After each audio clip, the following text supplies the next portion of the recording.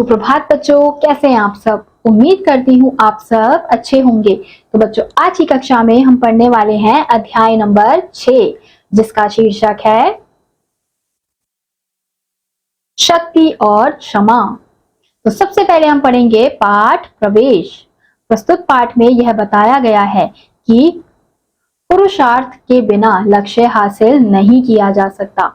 तो बच्चों, इस कविता के माध्यम से, इस पाठ के माध्यम से हमें क्या बताने का प्रयास किया जा रहा है कि पुरुषार्थ के बिना कोई भी लक्ष्य हम हासिल नहीं कर सकते हैं। तो हम देख सकते हैं जैसा कि चित्र में कि ये कब की बात की जा रही है, जब विश्वामित्र दुर्योधन जब अपने भाइयों के साथ विश्वामित्र के पास गए थे युद्ध जीतने के बाद, लेकिन वो अपने युद्ध जीतने से बिल्कुल भी खुश नहीं हो रहे थे, उन्हें वो खुशी महसूस नहीं हो रही थी। तो इस वजह से वो विश्वामित्र के पास गए थे। तो विश्वामित्र उनसे जो बातें कहते हैं, उन्हीं बातों को हमें इस अध्याय में दिया गया है।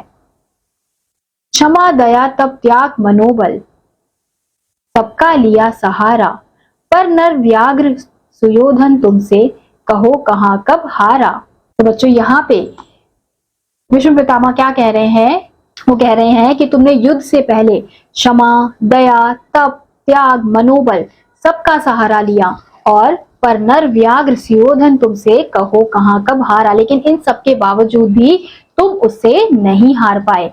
और क्षमाशील हो रिपु समक्ष तुम, विनत हुए जितना ही, दुष्ट कौरवों ने तुमको कायर समझा उतना ही। और जितना तुम उन कौरवों को क्षमा करते गए, माफ करते गए, वो तुम्हें क्या समझते गए? कायर समझते गए। क्षमा शोभती उस भुजंग को जिसके पास गरल हो, उसको क्या जो दंतहीन विष रहित विनित सरल हो।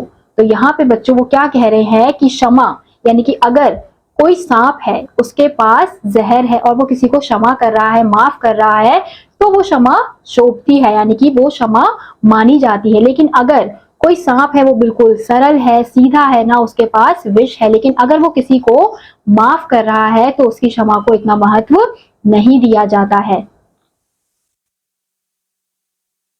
3 दिवस तक पंथ मांगते रघुपति सिंधु किनारे, बैठे पढ़ते रहे छंद अनुनय के प्यारे प्यारे।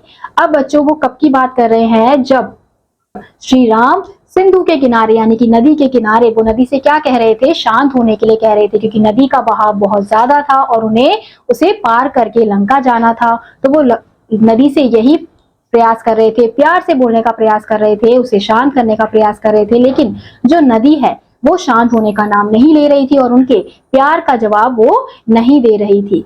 तब क्या होता है?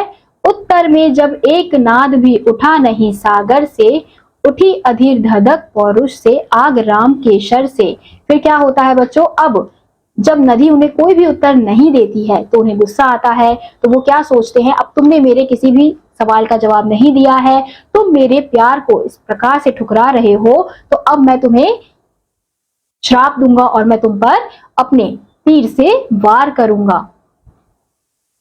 फिर सिंधु दे धर त्राही त्राही कहता आ गिरा शरण में, चरण पूज दास्ता ग्रहण की बंधा मूल बंधन में।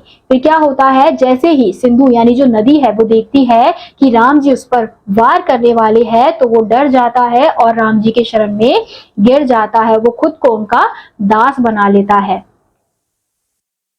सच पूछो तो शर में ही बसती है दीप्ति विनय की, संधि वचन संपूज्य उसी का जिसमें शक्ति विजय की। तो बच्चों, यहाँ पे क्या कहा जा रहा है कि सच पूछो तो शर में ही बसती है दीप्ति विनय की, यानी कि अगर कोई व्यक्ति सीधा है, सरल है, अगर वो किसी को क्षमा कर रहा है तो वो क्षमा किसी भी प्रकार से अर्थपूर्ण नहीं होती है। तो क्षमा के लिए भी आपको इस प्रकार का वीर बनना चाहिए। आपके अंदर क्या होना चाहिए? आपके अंदर शक्ति होनी चाहिए, मनोबल होना चाहिए। सहनशीलता क्षमा दया को तभी पूजता जग है, बल का दर्प चमकता उसके पीछे जब जगमग है। तो अब यहाँ पे क्या कहा जा रहा है कि सहनशीलता क्षमा दया को, यानी कि अगर आपके अंदर सहनशीलता है, क्षमा का भाव है, दया है, तो आपको जब तभी पूजेगा जब आपके अंदर क्या होगा, आपके अंदर बल होगा, आपके अंदर ताकत होगी, वीरता होगी। तभी अगर आप किसी को क्षमा कर रहे हो, आप किसी के ऊपर दया कर रहे हो, सहनशील बन रहे हो, तभी आपको पूजा जाएगा, आपके इन सभी भावनाओं का अर्थ माना जाएगा। तो इस कविता के माध्यम से जो कवि है यही बताने का प्रयास कर रहे हैं कि अगर कोई सीधा साधा इंसान अगर किसी को माफ करता है तो उसका कोई भी अर्थ नहीं होता है। वहीं अगर कोई शक्तिशाली इंसान, वीर इंसान किसी को माफ करता है तो उसका अर्थ माना जाता है। तो इसी के साथ आज का यह अध्याय यहीं समाप्त होता है। उम्मीद करती हूँ आपको यह अध्याय समझ आया होगा। मैं आपसे मिलूंगी अगली कक्षा में, तब तक के लिए आप सभी बच्चे खुश रहिए और पढ़ते रहिए। बाय।